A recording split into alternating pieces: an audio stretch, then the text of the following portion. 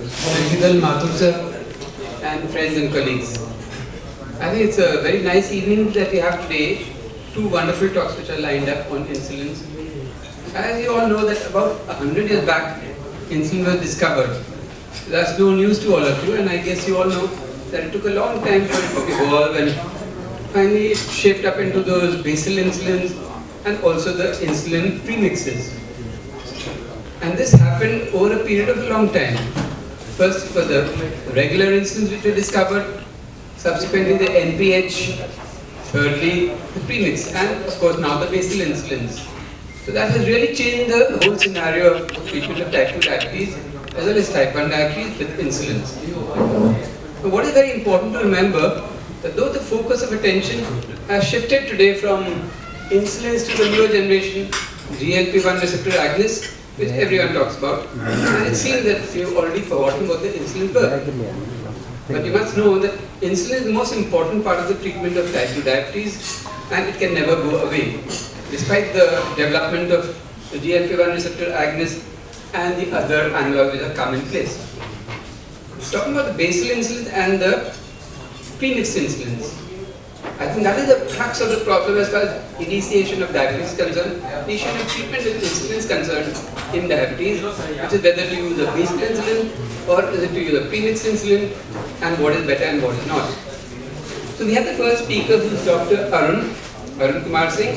He is a renowned endocrinologist and diabetologist, done his MBBS, MD and DM from All India Institute of Medical Sciences, and he has 2 decades of clinical experience and was worked at various institutions like DB-1, Apollo Hospital, etc. I request Dr. Arun Kumar Singh to kindly deliver his talk. And I think his talk, the title is,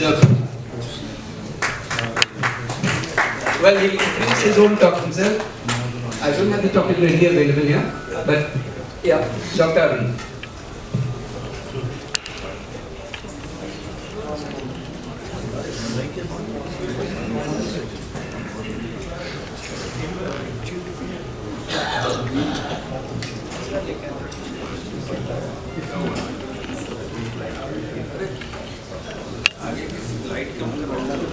अभी रुक जाए यार, 2 minute रुक जाओ.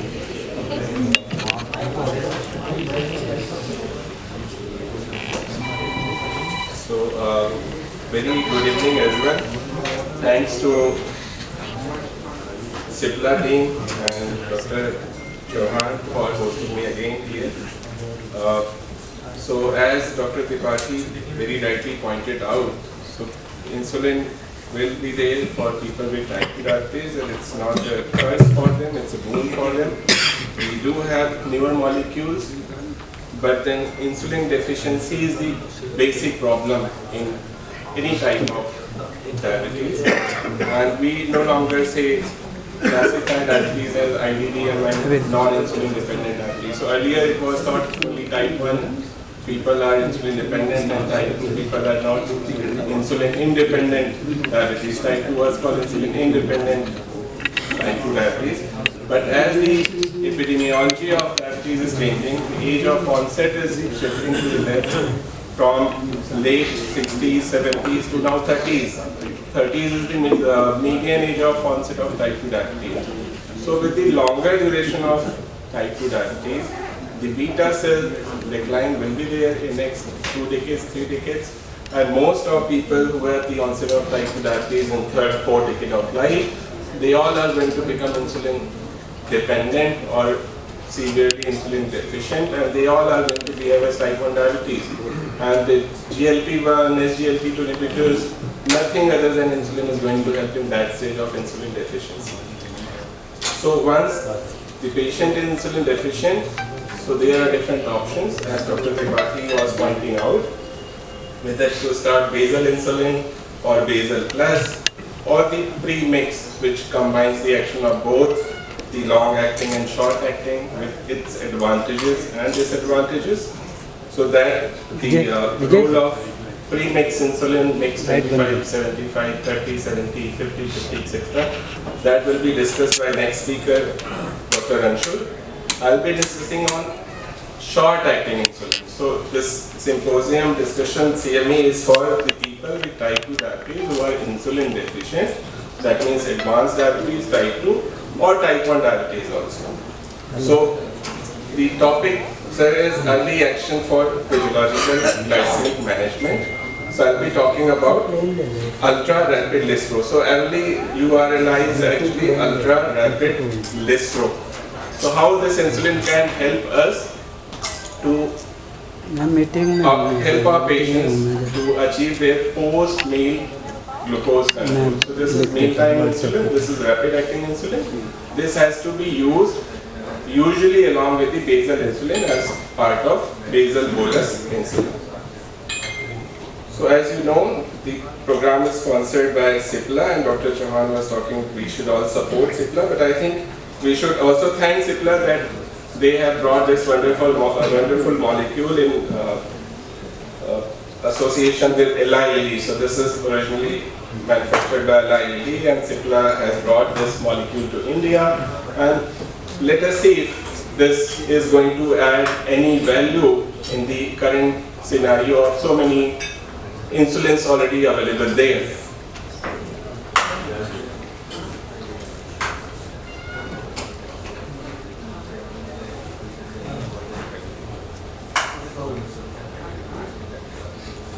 So this is how my discussion is planned. The importance of postprandial glucose, why do we need mealtime insulin, the gaps,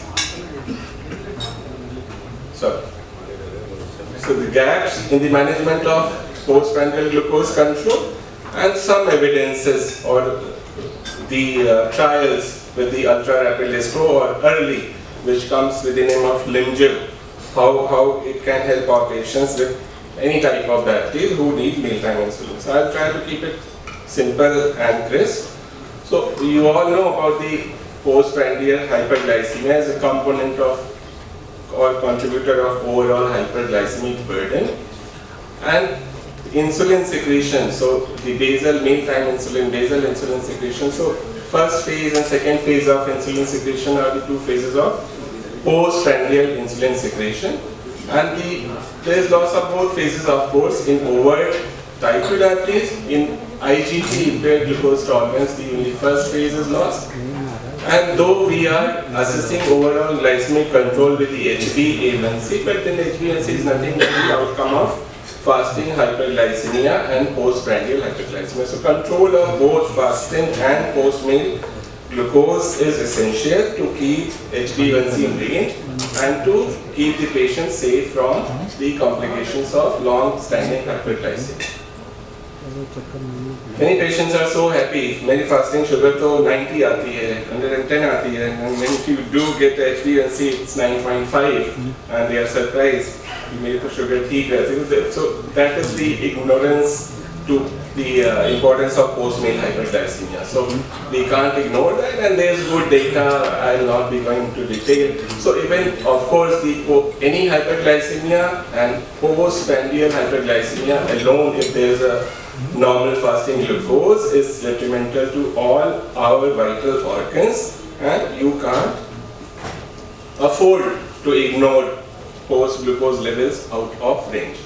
And same concept is supported by a different group of experts or societies, organizations, that PPG contributes to HbA1c overall in every population, and this is a strong risk factor for both micro and macrovascular complications. So we should have effective treatment strategies that should target not only the fasting glucose levels but also post-meal glucose levels. And how the post-meal glucose levels are controlled by endogenous insulin. So we have prandial insulin secretion, and the stimulus for prandial insulin secretion is both the glucose itself, hyperglycemia, and the incretins, intestinal production of incretins, which is glucose-dependent insulin-tropic polypeptide, actually GLP and GIP. And the post-meal insulin secretion occurs in two phases. The first and early phase, as soon as you start eating, the insulin release goes up. That is called first phase. Within 0 to 10 minutes of ingestion of meal, onset of ingestion of meal. So insulin secretion doesn't start 30 minutes after we eat, it immediately starts. It should start in healthy individuals, but that doesn't happen in a person who has diabetes. And followed by second phase, which is steady and long lasting release of insulin for next 2-3 hours.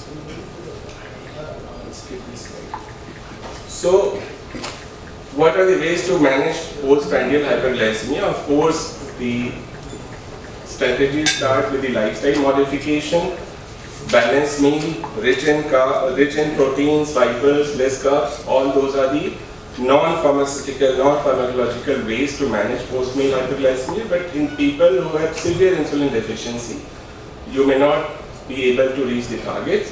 And when the fasting is controlled, PP is going out of range and it's not coming in range with the simple and practical lifestyle modification. So I think mealtime insulin becomes a good choice, an effective choice.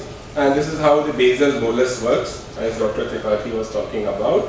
In a person who has advanced diabetes, who has profound insulin deficiency, so patient is usually given a long-acting insulin which takes care of fasting glycemic control and the pre-meal insulin levels, which ideally are supposed to work like this as the endogenous or physiological insulin secretion happens. First rapid phase, first phase, and then the prolonged and slow release of insulin. So this is the expected pharmacokinetics of ideal mealtime insulin. But what happens in real time, what challenge we face? We inject insulin subcutaneous, and there is a time lag between the injection and onset of action of mealtime insulin. And that is why we advise to inject mealtime insulin for regular insulin maybe at least 30 minutes before a person starts eating, and even for rapid acting analogs at least 15 minutes before the person starts eating, so that by that time there is some insulin absorption and there is some insulin in the circulation to take care of postprandial hyperglycemia. So in real world what is happening, there is mismatch between the rapid glucose absorption after meals and delayed insulin response after the subcutaneous injection, and that's why RAI's rapid acting insulin analogs such as Dispro, Aspart or Glulicin, so they are absorbed little too slowly to achieve optimal PKG control without an injection meal interval. So the time advised to inject the insulin before meals, so for rapid analogs 15 minutes, for the regular insulin 30 minutes, that has to be practiced. If that is not practiced, in ideal injection meal interval is not followed, then there will be slower onset of action of these insulins, even the rapid acting ones, and that will lead to post-meal hyperglycemia. And what is happening is this injection meal interval concept is being followed, or the people are very happy with this concept that आपको खाने के 15 minute पहले insulin लेना होगा. So breakfast के लिए लोगों को टाइम नहीं है, लंच ऑफिस में करते हैं, स्कूल गोवर्स हैं, so everybody is busy. How you can plan injection 15 minutes before your meal? So this was a survey of both the patients and the physicians who were prescribing insulin to type 1 diabetes patients, and a good number of people actually showed that their emotions were negatively affected with the stringent guidance that you have to follow this time interval between your insulin injection and meal. They can't follow that. It makes them stressful. And how they were practicing? So this is the real scenario, what is happening. So ideally rapid acting insulin such as Humalog, regular Humalog, or the no rapid Lispro, so Aspart, so they have to be taken 15 minutes before the meal if the insulin is being used as pre-meal insulin. And how the patients are taking it? Out of 100, only 21% of patients took it before, several minutes before meal as advised. 44%, almost half, take it just before meal. Small number, 10%, took it while they were eating after starting the food intake, and good number, 1/4, took the injection or they take the injection regularly after they have finished their meal. So that injection meal interval is definitely not being followed overall by most patients, and this leads to the mismatch between the onset of action of mealtime insulin and carbohydrate absorption that will result in poor early postprandial glucose control and will increase the risk of delayed postprandial hypoglycemia, because the insulin absorption will peak after the glucose levels already have peaked after the food intake. So for the same reason, to minimize the mismatch between the insulin pharmacokinetics and the glucose absorption, onset of post-meal hyperglycemia, so there is practical recommendation that we should prefer rapid-acting insulins such as Lispro and Aspart over regular insulin, most popular Actrapid or H-insulin R or whatever are regular insulin, due to lesser risk of hypoglycemia and greater mealtime flexibility. So let me make it clear, every insulin is equally effective, they are equally potent in terms of glucose control, but it's the safety and the convenience actually which is driving the choice as of now. The risk of hypoglycemia and how convenient they are for the users. So in both the terms, the analogs are superior to the regular insulin, conventional human regular insulin, and the newer ultra-fast acting insulin are even more closely mimicking physiological mealtime insulin secretion than regular insulin. They are one step ahead than the rapid-acting analogs which we are already using, which is Norapid or Apidra or Humalog. And ultra-fast-acting insulins are better suited for Indian patients with high PPG. So PPG hyperglycemia, post-meal hyperglycemia is a special situation in Indian and Asian patients that again will be discussed in depth by the next speaker, Dr. Anshu Alok. So what we expect from a newer mealtime or more advanced mealtime insulin, short-acting insulin, which gaps or the challenges it should fill.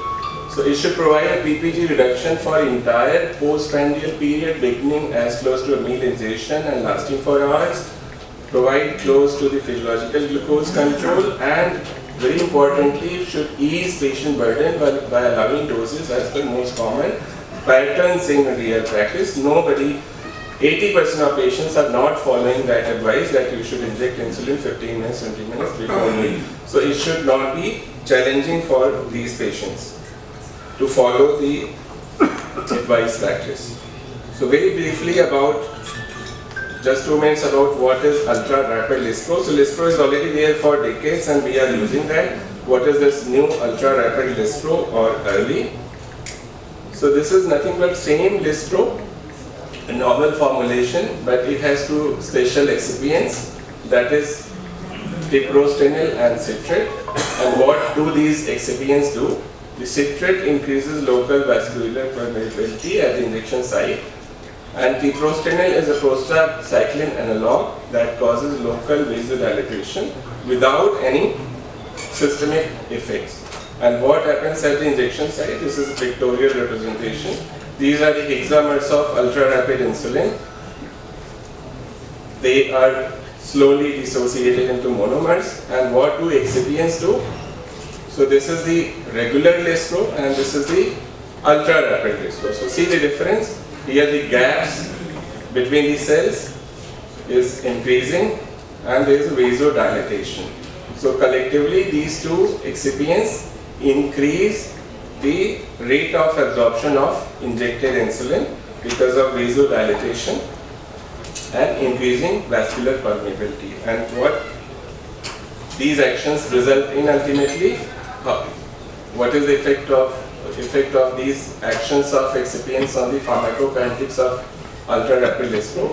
After administration of Limgiv, so that is the commercial name of ultra-rapid Lispro, Limgiv, the time to maximum insulin Lispro concentration achieved is 57 minutes. So it peaks just at 1 hour.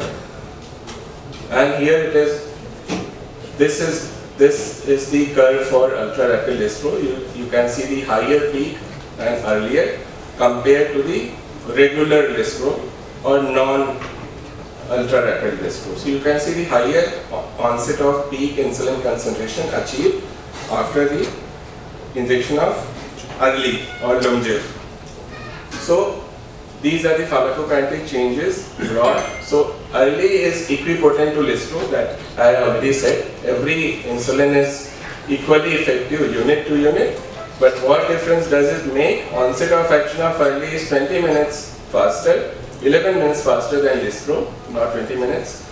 And during the first 30 minutes post-dose, URLI had a 3-fold greater glucose lowering effect compared to the lispro. So it takes care of defect in the first phase of insulin secretion also, not only the second phase. And maximum glucose lowering effect is between 1 to 3 hours after injection.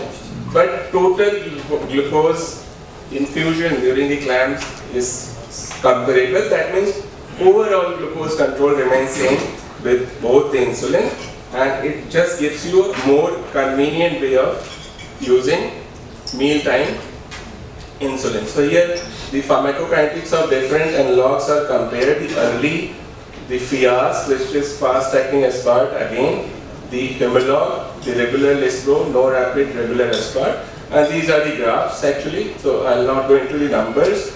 It's visibly clear. This on the left and top, that indicates the faster onset of absorption and faster attainment of peak insulin levels. That is seen with the ultra rapid lispro, closely followed by the fast acting aspart, that is the second number. And these lines are very clearly separated by the slower onset of action of no rapid and Humalog. That is the message from this slide, that you get a faster onset of action and faster you achieve the peak insulin concentrations. Again, graphical representation of same fact. So the previous slide was speaking about the insulin concentration, and this slide showed the effect of insulin concentration on the glucose levels, post-meal glucose levels.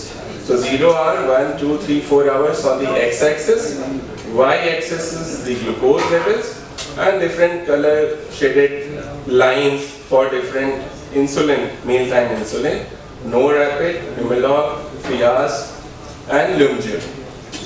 And healthy individuals also. Green is the healthy individuals. So green is the healthy individuals, and the closest to the green line is this brown one, the URLI, and that is again accompanied by the Fias. And then again there is a good gap between the glucose lowering effects of URLI, Fias, and Humalog and no rapid. So you get a faster insulin action and better post-meal glucose levels immediately after meal.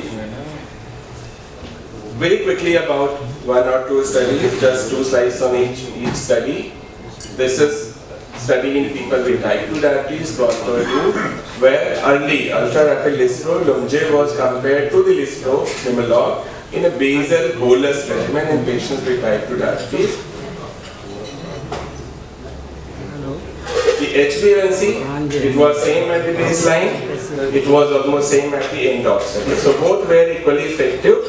So URLI is not superior to the regular Humalog in terms of HbA1c reduction, but the difference was here, the faster onset of action. This is insulin concentration after 30 minutes, 60 minutes, 120 minutes, 3 and 4 hours. So more faster insulin absorption with the URLI compared to the lispro. And safety is also important. So what happens if you take the injection immediately before meal? Will it lead to hypoglycemia?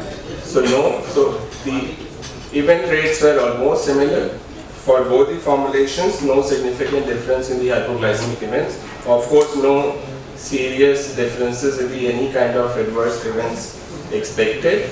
So this was the observation in Pronto T2 diabetes, and there was Pronto type 1 diabetes. So it can be used in both type 1 and type 2 diabetes as a part of basal bolus regimen.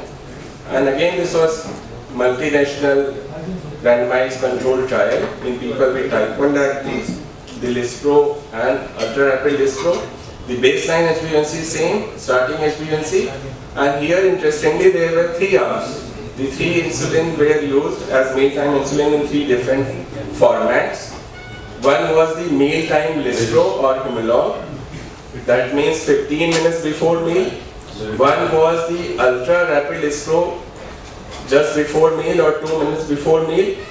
And in this study, the ultra rapid listro was injected even within 20 minutes after starting injection of meal. So they studied what happens if you take the injection after starting the meal, because good number of patients, almost 30% of patients, 1/4 of patients, take the insulin after they have started eating or after they have finished eating. So they studied that behavior also to find out the effect, if what happens if they take the insulin after injection of meal. So the HbA1c was best with the arm, with the group of patients who used the ultra rapid listro just before meal. It was better than the regular Humalog, and regular Humalog was slightly better than the post-meal ultra rapid listro. So those were the findings or learnings from this Pronto T1D study. And again, the graphical representation, don't go into the numbers. The glucose levels, the meal time, this is the meal time, ultra rapid listro, that means just before meal. You don't have to wait for 15 minutes and 20 minutes. And this is the regular Humalog, and this is the post-meal early. So they were overlapping. The post-meal was almost as good as the 15 minutes before meal Humalog, and definitely the standard early, that is just before meal, was more convenient and maybe slightly more effective in early post-meal glucose control. I'll skip same facts here. No differences in safety endpoints. Equally well tolerated. Takeaways of Pronto Type 1 study. So last few slides, the practical points about the mealtime flexibility of early ultra rapid listro.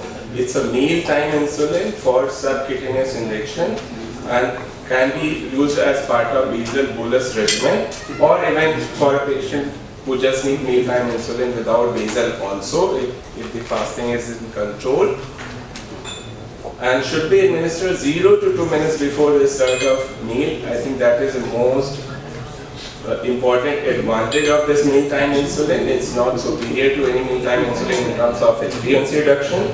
It's equally effective, equally safe, more convenient. I think that is the message I want to convey to all of you, with the option to administer up to 20 minutes after starting the meal. So it brings the convenience in the life of people with type 1, type 2 diabetes who need insulin injections.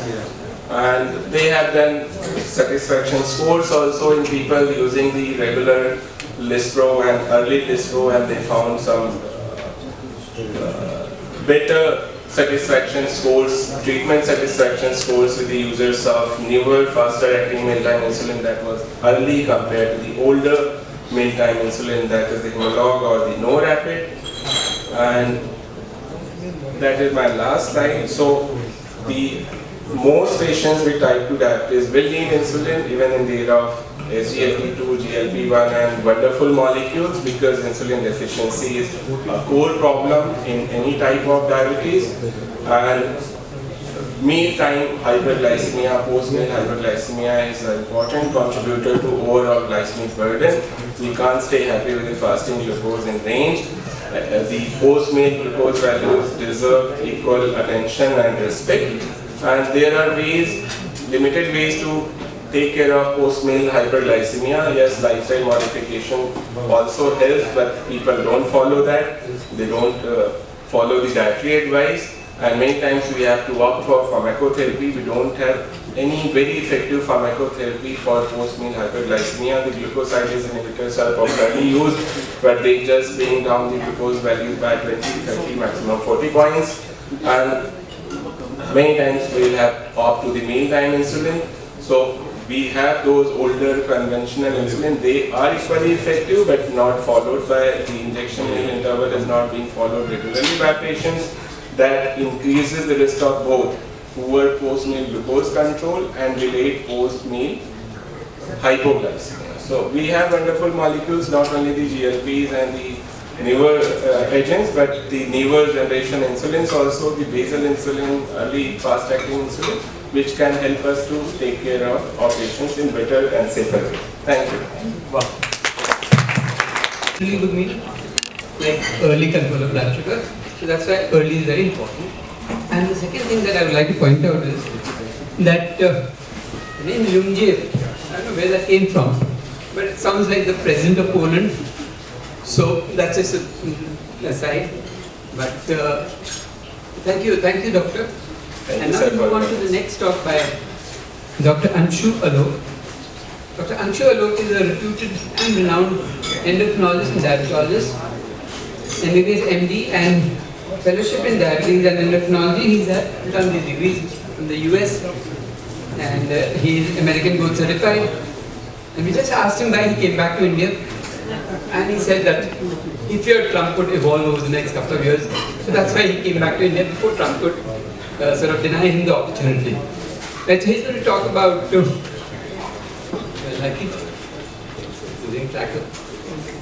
Yeah, he's going to talk about premixed insulins, breaking through insulin initiation barriers with premixes. That's a very important talk.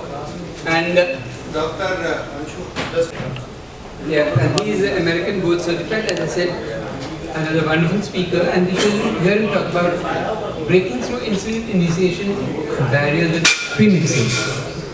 And I think this topic is very important because, as you've seen, initiating insulin is always a very tricky thing.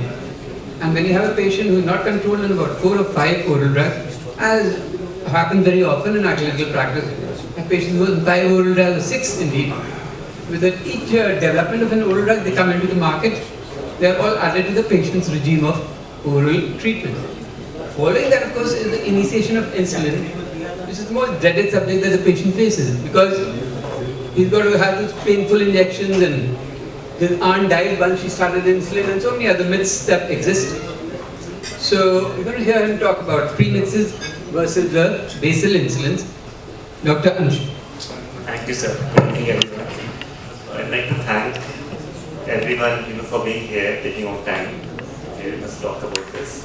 So as Dr. Arun previously talked about the latest insulin, I'm going to talk about some conventional on the older forms. The patient profile, who have diabetes is very varied. So are the social barriers, economic barriers, work conditions, so many other factors that patients suffer. So our job is to help them find a regimen which works best for them. There is place for the newer insulins. Definitely they work very well.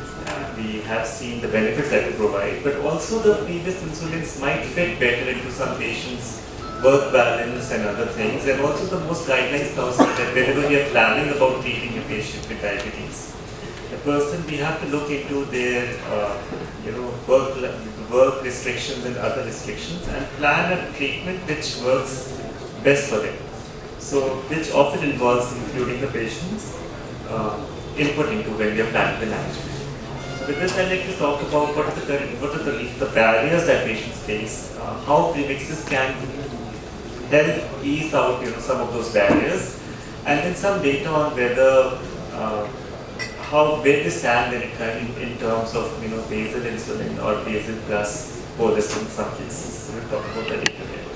And briefly I'll talk about the two type of mixes, the low hemoglobin mix or the high risk mix, how they stand against each other and which conditions we can use them. These are the disclosure. So we all know, we face that, we see that there is always, the delay in insulin initiation. It has been a persistent challenge. The delay, is almost it's few years. By 50% decline starts with the time of diagnosis when we are seeing, and every year they're losing few percent of the beta cell mass. So most patients are not able to, we don't start them either because of our inertia or because of patient challenges. But yes, this delay is very much needed, and we see that in our practice of every day. And what is the rationale? Okay, so okay, there is delay, we see that, we're trying to work on it, but what happens if we don't address this? If there is a substantial delay, it's going to cause the increased glucose is toxic to the beta cell. It can cause further rapid decline in the beta cell mass. So if we timely initiate, it's going to cause beta cell protection and preservation. It gives them rest, which again preserves the insulin secreting capacity. And when we see in late-stage diabetes, there's a lot of peaks in terms where we find it very difficult to manage them. So if we timely initiate them, we can very well delay these, this type 1 like diabetes that we see often in people with type 2 when they have depleted their beta cell reserves. And timely initiation has seen that if we maintain stable glycemic control, it can help, these premixes can help maintain the glycemic control for the long years. What are the hurdles? So hurdles, we do see a lot of them are patient driven, a lot of myths as Sir already pointed out, a lot of myths regarding fear of insulin. People are very worried about. So where we see, again, for myths, we can try to then talk to them, but again, complexity of insulin is one factor which many patients are very, very worried about. And stigma remains with all types of insulin, but specifically talking about premixes, where they can tell this complexity of use, if we can help ease it out, it's much easier with these premix insulin that we're talking about. And physician-driven, yes. Sometimes we are too busy in the practices, sometimes not having enough support. So people who are practicing in a setup where there is support of an educator available and more time we can spend, definitely that is helpful. But we all still feel a lot of concerns because of sometimes volume of the patient. Then about other things like it can cause weight gain, we're worried about hypoglycemia, especially in patients who are not checking them regularly. And sometimes in patients with other complex, other medical problems, where we find it very challenging. So this physician inertia is also as real as the patient inertia. Then in Indian setting, this inertia reason is almost 50% is related to the provider. And then rest is again barriers in the health system and patient care. And as we saw on the previous slide, this delay in intensification can be seen up to 7 years. So those many years of uncontrolled diabetes, we all can translate into adverse both micro and macrovascular complications. So this slide shows how we fare in different countries. How India, again, because of our body type, how we have more, less reserves, or because of the food that we eat, we see that the post-meal sugars are substantially higher than other countries. Even when we see some European countries where the food is like which is very dense in carbs, even those our lifestyle feeds, we see much more spikes. So this slide shows the contribution again, and Arun also showed in the slide of where the post-prandial sugars plays important role. So it's whenever a patient comes to us with very high HbA1c, bringing them down from 11 and 12 to 8 it's not as challenging. But to reach that optimal control under 7, we see that as we are coming down to closer to less than 7, we see that the post-prandial contribution is much more big. So it is important that we control the post-prandial glucose to bring down the patient to the recommended HbA1c levels. The slide shows again different trials have shown that the time of implementation, the HbA1c and the fasting glucose, and we again see that the HbA1c is as high as 9.2, 9.4, and fasting sugars vary from 174 to 200 when the insulin is initiated. What are the harmful effects? So we see that glycemic control before insulin initiation, we see that the breaks the sugars are often high because of different reasons. High carb meal and also the high cortisol surge. Maybe we have higher post-standard sugars at breakfast. At lunch and dinner, we again see as the HbA1c is increasing, we see that the numbers are high. So the consequences of delayed insulin therapy, 5 to 7 year delay, can cause the HbA1c ranges from 8.7 to 9.8. It can cause microvascular complications, retinopathy, we are aware. So also macrovascular complications, heart failure risk can be as high as 64%, the cardiovascular stroke 51%, and chances of MI up as high as 67%. So how can we address initiation barriers with the right insulin choice? So premix, there it makes there is the role of premixes come because it can cover both basal and prandial needs. Fewer injections, so easy for it's more acceptable to the patient. And yes, we do know that sometimes patients might still not do well, then they might need to go to basal bolus. But for starting this, again, we do see much more acceptance from the patients if we are trying to give them a simpler regimen. If there are fewer shots to begin with. And we can start it once a day, and if needed, we can go up to usually twice a day, 3 times barely, but usually between once to twice a day we can help control the fasting and fatty sugars for most of the patients. And again, we can personalize the dose adjustments based on the numbers. And it simplifies because it needs less monitoring and also less complex regimens, so it's easier for the patient. So yes, it is easy. Yes, patient find it more acceptable. It's easier for physicians to start. But where does it stand when we compare it? What the science, like trials, what do they say when we compare them against basic? So this trial, it was again a 2-week multi-center trial where 105 insulin maize patients were seen, and objective primarily was to see the HbA1c reduction, and secondly objective was to see the 2 hours post-prandial glucose sugars and other glucose values, and to see the hypoglycemia rate. So here, one group of patients received Humalog mix plus metformin, or they will receive Lantus and metformin for 16 weeks, and then there was a crossover. So we see that the patients on glargine and metformin, which is the yellow lines, and the maroon lines are the ones patients who were on the Lispro mix. So the first we see that the patients who are on Lispro mix, we see that they have lesser mean glucose readings throughout the day. And when we compare them, again, if the change in HbA1c is seen, we see that there was better reduction when they were on the mixes compared to the ones on glargine.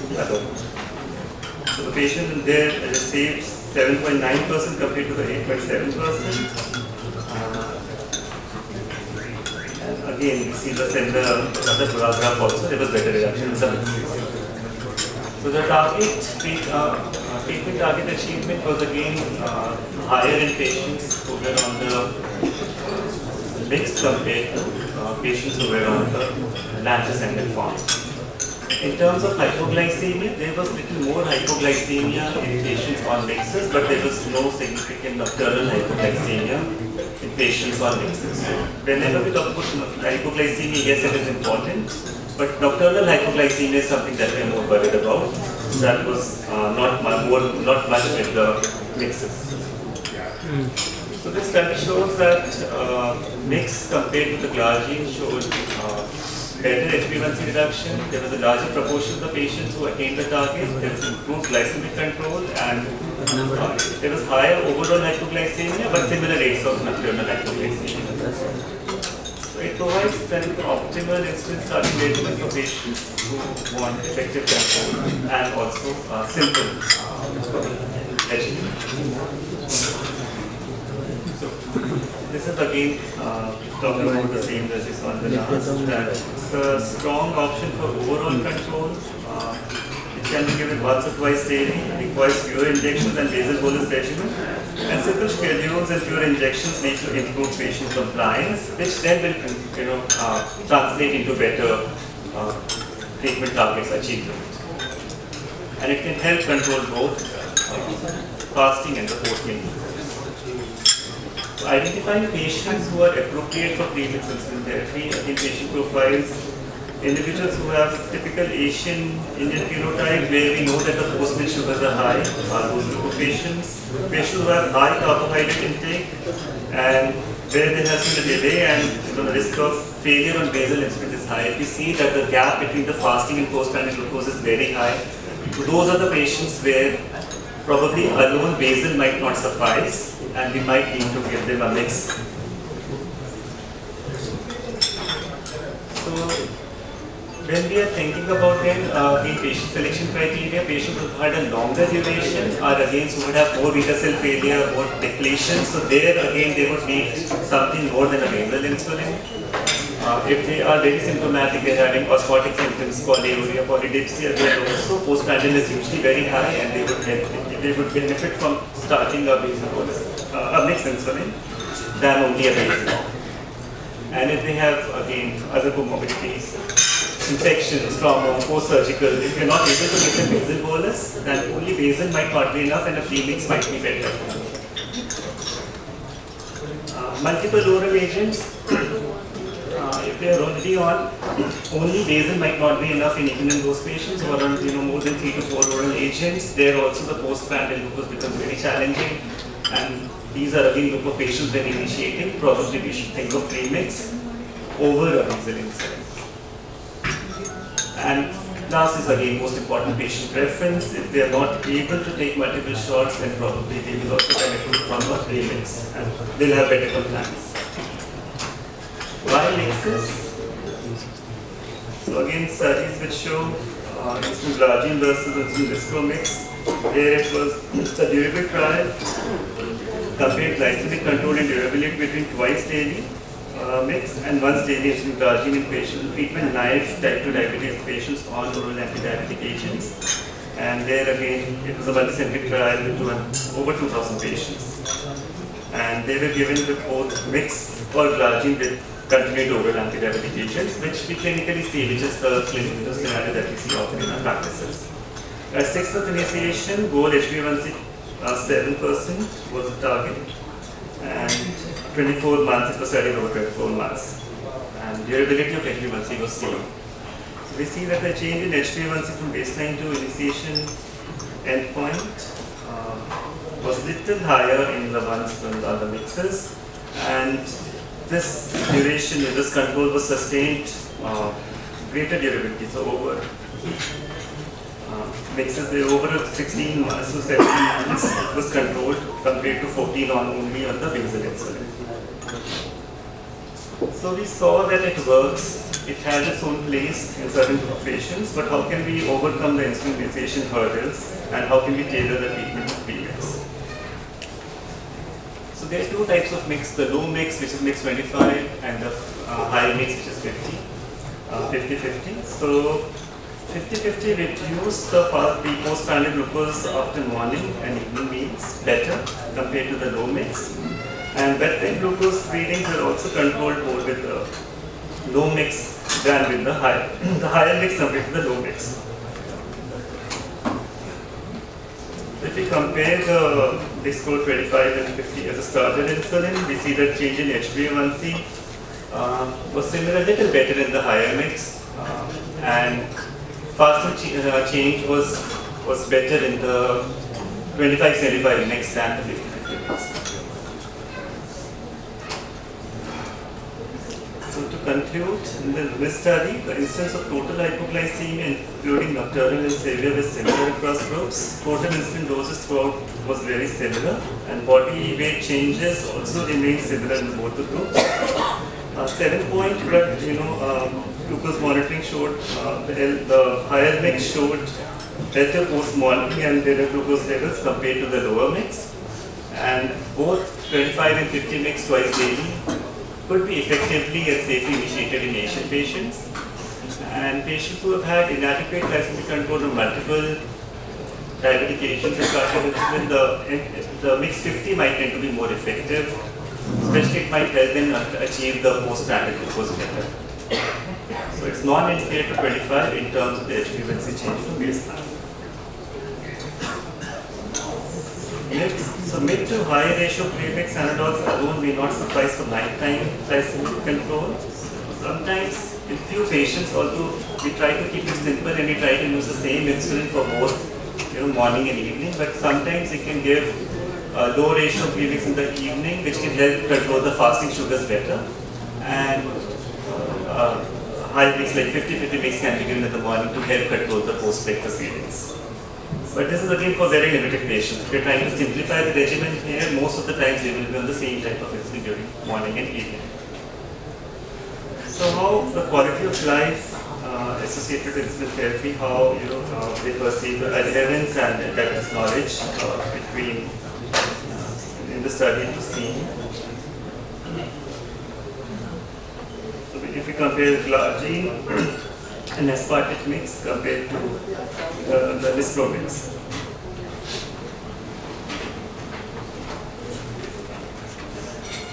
So we've seen how they work, and when we're talking about hurdles, what can be the role of diabetes educators and counseling in preventing the hurdles that come with insulin initiation. It's well known that if you are a certified diabetes educator or if there is some intervene, consistently effective HbA1c reduction, additional can be from 0.4 to 1.62% has been seen in multiple RCTs, and they can help with personalized care with autonomy therapy adjustments. And pharmacy-led interventions also are effective and scalable. They also come on to extra HbA1c reduction, and consistent outcomes are seen across studies. They help with improved adherence to the treatment. So we now know that the role of educators is there, and counseling helps also with the coming of these digital tools, and not for all patients, but yes, for some of the tech-savvy patients, the younger patients, definitely these digital tools can be really helpful. But what is important is the frequent contact and frequent feedback can go a long run in helping improving the adherence and making helping us achieve our target. So here we talk about how intensification of the premix insulin.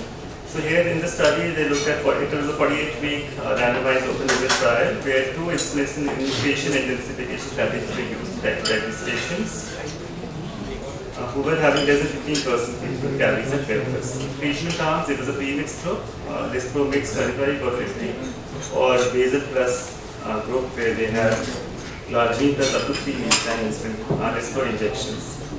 And the objective was to see the non-inferiority of the premix insulin to the basal plus regimen for HbA1c reduction at 48 weeks.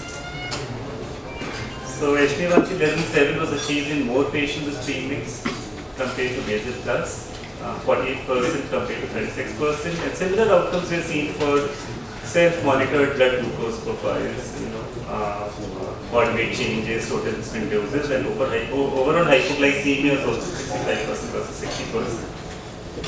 And a little higher nocturnal hypoglycemia was seen in the premixes. So it is a viable option. Premix insulin is a viable option for intensification.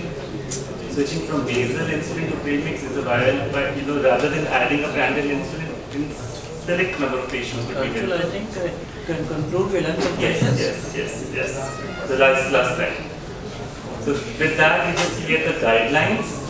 So guidelines again see that if they are failing basal insulin, if they are more than 10 units on basal insulin, and strategies could be based on we look at the fasting sugars, post-meal sugars, and then we can adjust accordingly the dose of the two insulins.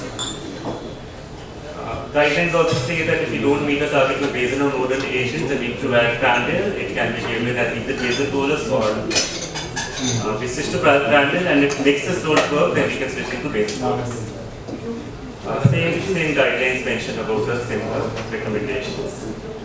So summary in initiation that it's simple to use, not as complex. Carb counting again is a challenge for even type 1 patients, or most of the type 1 patients we would find it very difficult.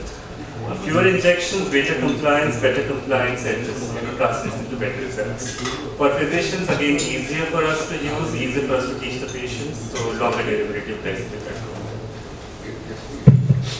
Thank you. Thank you, Dr. Anshu. It was a very nice talk. And I think you had a very challenging task. Can we have the lights on, please? Can we have the lights on? I would give it to Dr. Sudhir Tripathi to set the context for both the talks. I'll come to each and every table. If you have the questions, we'll open dinner just in 5 minutes. Please, just bear with me. Swati has promised if we keep decorum, another CME is guaranteed. But decorum is the bottom line. है ना भैया? So, sir, over to you to set the context for both the talks. Thank you, Dr. Anshu. That was a very nice talk. And I know that it's very difficult to sell this concept of using premixed insulin to such an illustrative audience, and I think you've done a wonderful job to compare it with the basal insulin. Though I personally feel that using premixed is more difficult than to start a basal insulin. Basal is very easy to start one basal analog in the night and that's it. But the premixed insulins are different because you have to compare the short-acting component as well as the long-acting component, 25-75 or 50-50, and that obviously depends on the blood sugar profile. I just one or two questions to consider. Firstly, is that what is the percentage of sales in India of premixed versus the basal insulin? That would guide what our practice is going to follow. We have some data on that. I don't think I have any data. I personally feel that premixed was popular earlier. Right now, of course, the basal insulin I've taken. You have any idea about this? I don't have data, but I do know if you look at geographically, in the secondary, tertiary cities, premixes, is what we see much more. Here again, with the advent of the newer, the GLP-1s and all, probably basal plus those are helping more. But I think in the rural areas, definitely, not just rural, even second-tier cities, premixes remain the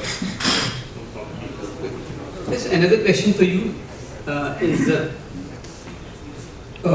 what is the status of HbA1c versus time in range? So you spoke generally about HbA1c. I think for this audience, we need to know that time in range is more important, and that is very important to understand. Yes, so thank you for asking that question. We could not cover everything in 20-30 minutes, but that is very important concept. Unfortunately, not in practice widely as of now. So time in range is the another parameter to define glycemic control. But HbA1c, what the difference between HbA1c and TIR, I believe, is the HbA1c is a quantitative control, and TIR gives you an idea of qualitative control, how good control is. You can have a HbA1c of 6.5, 7 with everyday fluctuations, hypoglycemia and hyperglycemia. And a good time in range tells you the patient is in control and there is no hypoglycemia, though there is no hypoglycemia. So for better TIR, I think we may not achieve a better HbA1c with these. With your permission, I'd like to start with 2 lines from a song in Rathodin. Can you play it for me? And this is for Dr. Anshu Alok. I still found that you are close to us. It's for you, sir.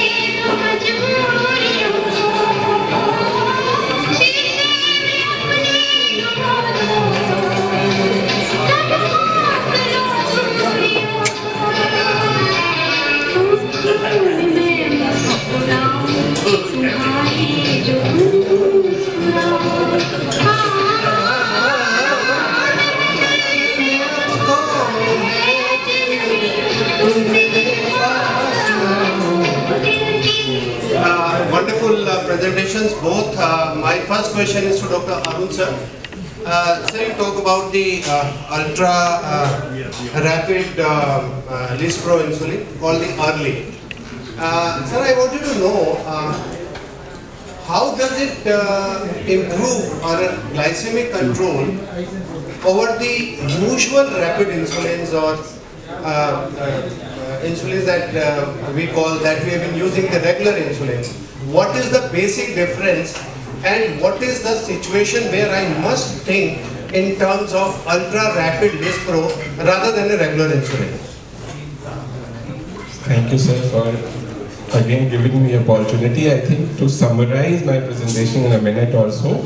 So, insulin formulation, हम सबको पता है, शुरू में sir ने बोला long acting, short acting, जो 12 hours or 24 hours coverage करेगा, fasting glucose control करेगा, that is long acting, and फिर meal time, जो post meal control करता है, and that is how we don't have different insulin in the physiology. We have one insulin concentration बढ़ जाता है meal के बाद में. We eat food, we have more insulin in the body, so that is taken care by the mealtime insulin. आप inject करोगे, immediately absorb होगा. So what is happening in normal individuals? We start eating, insulin starts getting released. But artificially क्या कर रहे हैं, जब हम बाहर से exogenous use कर रहे हैं, so वो subcutaneous tissue में we are not using IV, we are injecting subcutaneous. It takes 15, 20, 30 minutes to start getting absorbed and to have meaningful concentration. So that is the challenge with the available insulin today which we are using. Regular वाला आधा घंटा पहले लगाना पड़ेगा, तब जाके उसका effect मील के साथ शुरू होगा. Analogs जो हम लगा रहे हैं, analog Lispro, वो 15 minutes पहले लगाना पड़ेगा. But nobody is following that. Nobody is following that. So the newer insulin, it is doing what? जैसे हमारा normal, जैसे खाना शुरू किया, insulin शुरू हो गया बनना.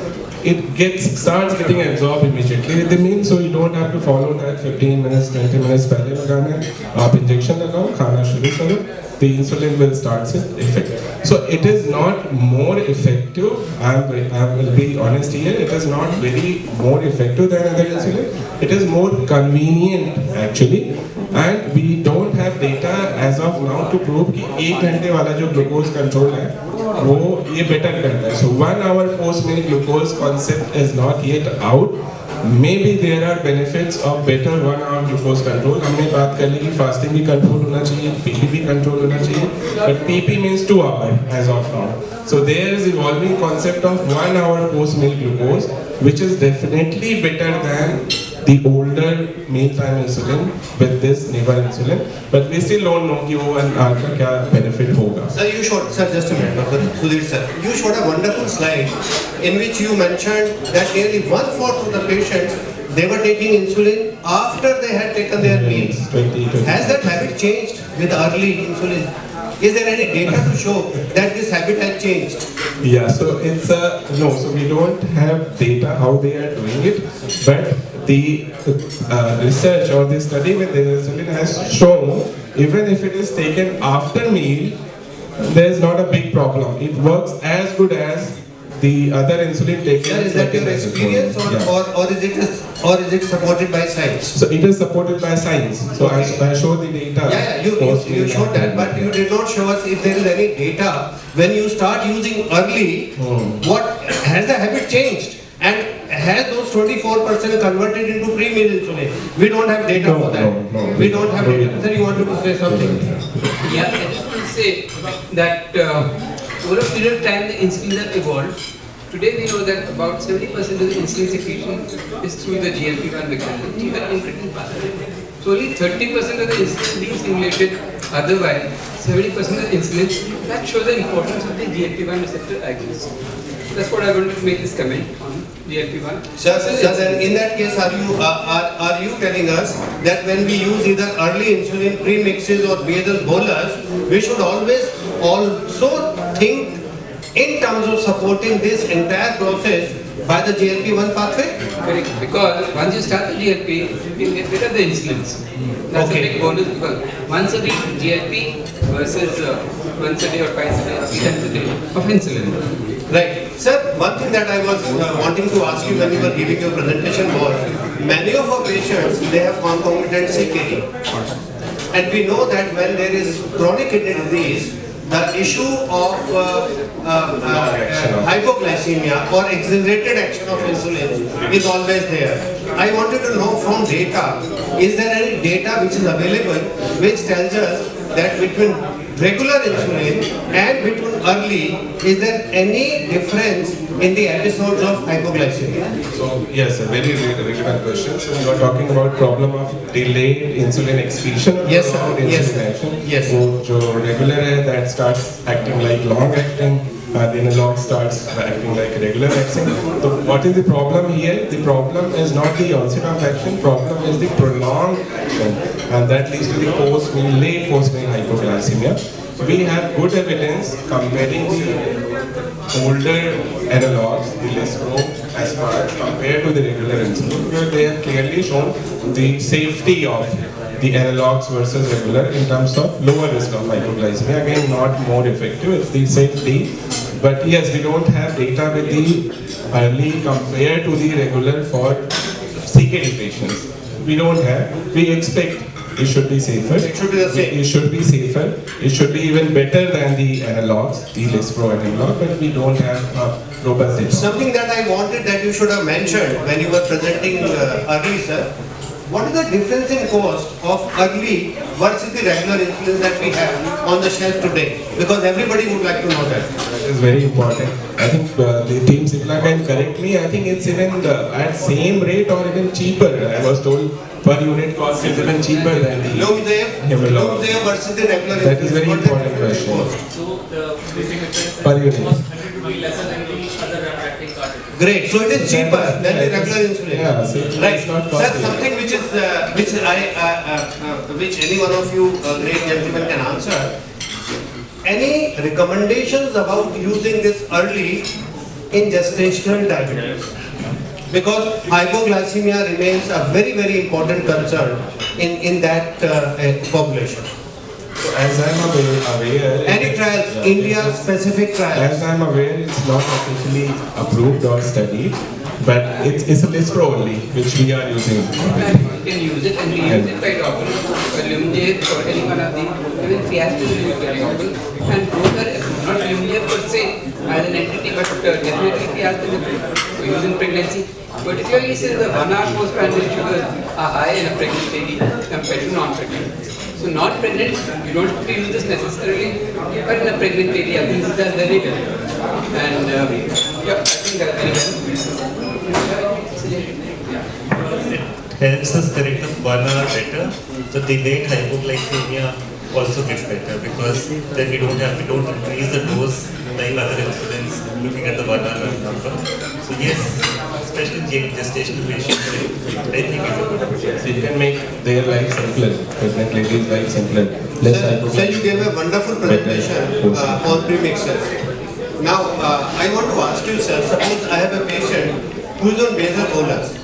He is taking 25 units before breakfast, 25 minutes before lunch, 25 units before dinner, and 25 minutes with. I make life simple, sir. Let's make it simple. है ना सर, दिन की गिरा खोल दो, चुप ना बैठो, कोई गीत गाओ. Sir, 100 units ले रहा है. Now I want to convert this patient into premix, 25-75. How do I calculate the dose of my premix? The first question would be why do you want to change? Sir, because my patient tells me, doctor साहब बहुत दिन हो गए 4 बार insulin लेना बड़ा मुश्किल होता है. कहीं दोपहर में किसी के घर जाओ तो उनके टॉयलेट में जाओ, कहीं रात में खाने को जाओ तो डॉक्टर साहब बड़ा मुश्किल हो जाता है उसको कहीं. और सबके दिमाग में ये है that it has to be carried at 2 to 8 degrees centigrade. चाहे सर, और सर आजकल जो गर्मी आप देख रहे हो 47, 48, आज तो कई जगह पे 49 था सर, तो कहीं प्रोटीन ही खराब ना हो जाए सर. तो सर इसके बारे में थोड़ा सा जरा ज्ञान दीजिए. Basically, sir calculation, what is the calculation? Sir आपने बहुत इजी कर दिया, इसका 25 चल रहा है और so this patient again is requiring more of the prandial than the Yes sir, 75 units prandial, basal is only 25. So I would like to give 2/3 of it as the mix in the morning and 1/3 of that as the mix in the evening for this patient. 2/3 as So इनका premix. जैसे अगर 100 है तो may be around between 60 to 70 in the morning और बच्चों को शाम को देना चाहेंगे, लेकिन अगर किसी पेशेंट का बहुत ज़्यादा बेसल रेट ज़्यादा है तो मैं शायद उसको इक्वल डिवाइड करूँ। 25-75? जिनका बेसल बहुत ज़्यादा है उनमें 25-75 आइडियली देंगे और may be similar doses morning evening, लेकिन इस पेशेंट में तो बेसल बहुत ज़्यादा नहीं है तो इसमें लाइकली हम 50-50 वाला मिक्स दे सकते हैं, लेकिन सुबह का डोज ज़्यादा रखेंगे। ठीक है। अब सर मैंने इसको 50-50 पे शुरू किया और आपने जो कैलकुलेशन बताया, मैंने 2/3 मॉर्निंग में दिया, मैंने 1/3 इवनिंग में दिया। Sir early morning 3 AM to 4 AM, this patient he has got a continuous glucose monitor. He calls you at 3 AM and he says, doctor साहब 60 हो गया और 2-3 दिन आपको फोन किया, would you like to change the formulation to what? Or change the units? नहीं, फिर I would also look उसका post 2 hour वाला कैसा था रात में जी, post dinner कैसा था, that is important। अगर वो post dinner बहुत high था तो या फिर अगर post dinner ठीक है, low हो रहा है, post dinner लेकिन lower side, then हम उसे थोड़ा कम कर सकते हैं। So you do not look at the 3 AM hypoglycemic episode in isolation. You have to look at the 2 hour sugars at night. That would help। At what point in your treatment in this patient would you like to change this formulation from 50-50 to 25-75? In what specific situation? So if someone wants 50-50, उसका रात में if he's having a hypoglycemia at 3 AM, but we see that post-prandial is quite. So first, I would still like to adjust the dose. उसी का dose adjust करके if you are not prevailing hypoglycemia, I think it's quite okay. लेकिन अगर किसी का post meal rise बहुत नहीं है 2 hours वाला and they're still having hypoglycemia, then we can change। Right, sir एक चीज और बता दो, और वो मैं चाह रहा था कि आप बता देते उस टाइम पे जब आपने बहुत बढ़िया प्रेजेंटेशन दी, इतने अच्छे ट्रायल सिखाए। Suppose this patient was on a glimepiride dose of 2 mg morning, 2 mg evening. Would you have like to change the dose of glimepiride when you start the patient on premixing, whatever combination? Sir, basal के साथ glimepiride and all it's relatively newer, लेकिन जब भी हम premix करते हैं probably first step would be to decrease glimepiride शुरू में half, likely probably half, yes, probably half, and as we see the improvement probably I would like to adjust further and glimepiride if we can get rid of it better, right sir। And एक जो standard advice, जो standard operating procedure होता है हर diabetes में when you put them on premixes, small frequent meals, is that very important? So premix में सबसे important जो hypoglycemia we see is more common, लेकिन इस hypoglycemia को अगर हम patient education proper करें तो definitely we can prevent। So patient education is very important। सबसे important है इसमें it's I would not say it's better than basal bolus, लेकिन जो patient बहुत disciplined है, जिनका lifestyle बहुत predictable है, अगर breakfast, lunch, dinner की timings fixed है, if they can space the breakfast and lunch at the proper time, then it definitely works as well as basal bolus। Dr. Podar sir is a surgeon, and he is also our finance secretary। So I think he was asking you one advantage of ultra rapid this insulin can be where you are not sure how much patient is going to eat. Maybe post-surgical patient. So you can give him, suppose patient has taken a half amount of food what you are supposed to, you can give this ultra rapid actin in a lesser dose. Even after 2 minutes, 5 minutes after taking food, that is the main advantage I think. It's a very good option for IPD patients, if patients post-op, peri-op, like procedures are planned, nurses are busy, patient is already eating and insulin nahi laga, so that is common। Sisters also will be confident, Yes, okay, yes। you will not go into hypoglycemia. Agree sir। Dr. Akash Kesri, obesity expert at Rajkot Nagar Ardas Hospital. He was medical advisor to Novo, and now he has got his own practice. Wonderful obesity expert. A very rare combination of a medical graduate with an MBA. Here's a question. Hello sir, good to see you again. So my question was that, everybody's talking about GLP-1, but currently no guideline recommendation exists for how to adjust the insulin dosage when you are starting the GLP-1, and then also you are starting it at a subtherapeutic dose, right? Then you are trying to get the patient to a maximum tolerated dose. So at what point do you decide, okay, now we will adjust the dosage down? We have some studies like step 8 which are showing you can get by with 20% reduction, but as far as I know, there's no comprehensive guideline recommendation, and so I would like to know from you and your clinical judgment how you make that decision about how to reduce the insulin dosage. How do you approach it? Yeah, so very good question, Dr. So, sir asked about the glimepiride combination insulin because that will again impose risk of but here the combination of GLP-1 and insulin. So GLP-1 doesn't cause hypoglycemia, but when it is being used with insulin, of course, there will be risk of hypoglycemia. So I think we can simplify the situation by categorizing the patient into two subgroups: one controlled, the other uncontrolled. So somebody having a very poor control on insulin also, or vice versa, GLP-1 and you are insulin. So your question is for both group of patients, GLP-1 plus insulin, insulin plus GLP-1. So for both cases with the patient is uncontrolled, I don't see a scenario of reducing the doses at initiation of any of these molecules. The situation is more challenging for a patient who is already controlled and for some reason you are adding the second agent. And I think that will be the mostly situation of patient on insulin and he doesn't want to continue insulin and you are putting a patient on GLP-1, right? Understood, sir. Yeah. Just one small comment, sir. Yeah. Today we have semaglutide and tirzepatide. Right. Maximum you are seeing with tirzepatide, 23%. Right. Coming up, so in the next few years, you're getting retatrutide, you're getting all of these molecules. So you can expect that patients will be able to reach the maximum tolerated dose and be under good hypoglycemic control. And so do you foresee some kind of guideline recommendation that will come that this much insulin dosage should be reduced with this much reduction in HbA1c? Right. So I think guidelines do appreciate this problem, and the recommendation is not only for the insulin, even SUs, the patients who are on sulfonylurea and you are starting GLP-1 and patient is controlled. So for SUs also there is a recommendation that you should consider reducing the doses by 25 to 50% maybe. And even for the insulin, if the patient is controlled, even for the subtherapeutic, they are actually not subtherapeutic.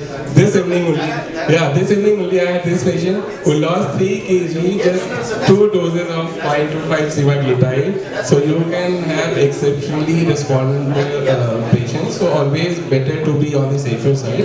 So reduce the dose by at least 25%, I'll say, for any patient who is controlled, and it will be more frequent testing. Yes. I think the question that you asked is very relevant to the practice of GLP-1 receptor agonists. We know that they are used very frequently.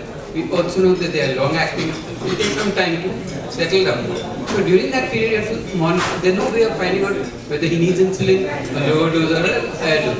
What is required is to monitor the sugars, get to the targets, and if you need to, you can stop the either sulfonylurea or the insulin that he's taking.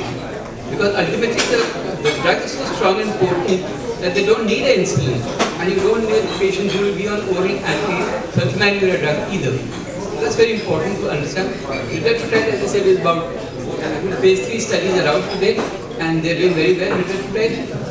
And that's it. Your question, Dr. Arun, very comprehensive talk on diabetes 2, diabetes T2. I'm a pediatrician, so I have a question about my small kids. We don't encounter type 1 diabetes very often, but once in a while we do. And the only remedy so far available to us is the injectable insulin. Is there a role of any way? It's a torture for the baby to get the shot daily for lifelong. Is there any role of GLP antibodies in kids also? Right? There's a foreseeable in future that we might be able to get rid of the injection and put them on some GLP-1 analogs in type 1 analogs. Type 1 diabetes. Exactly. Type 1 diabetes. So yes, sir. No, I think in type 1 diabetes you cannot do the GLP-1 receptor because they don't have any existing insulin. If the patient does not have any insulin secreting capacity, what are you going to simulate? Right, sir. Dr. S.K. Mathur, sir, has a comment, sir. I'd like to compliment both the speakers and moderator.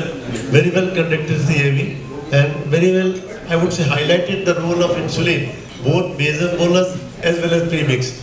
It's a wonderful talk we had. One comment I'd like to make it, we all as the diabetic practitioners should should educate our patient in all aspects of life, starting with lifestyle management. And once you initiate insulination, then you should educate him when to take it, how to take it.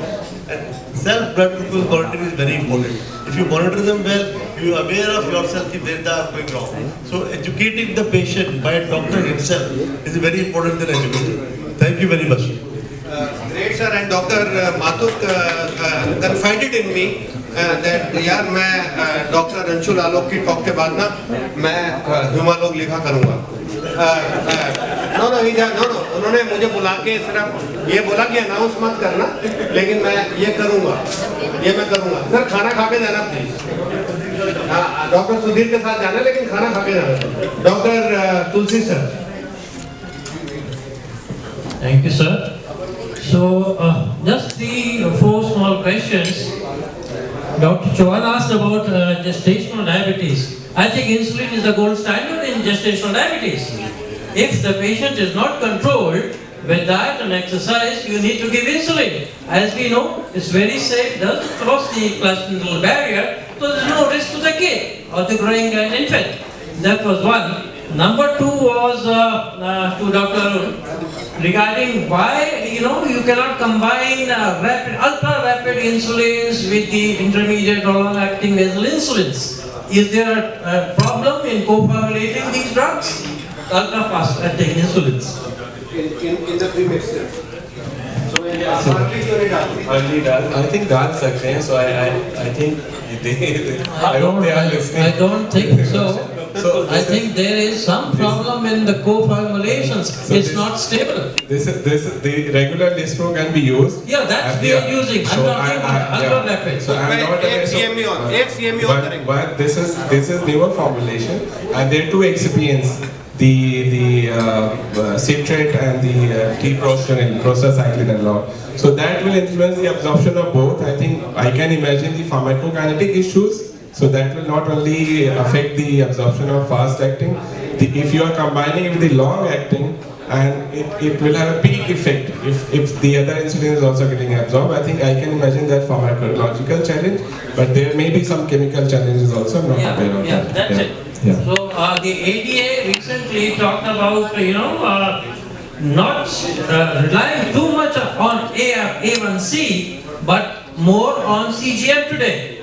See, that seems to be very logical, and I think that should be the standard of care today. They're strongly recommending not to rely on just A1C, but on CGM today. Now, also they said when you're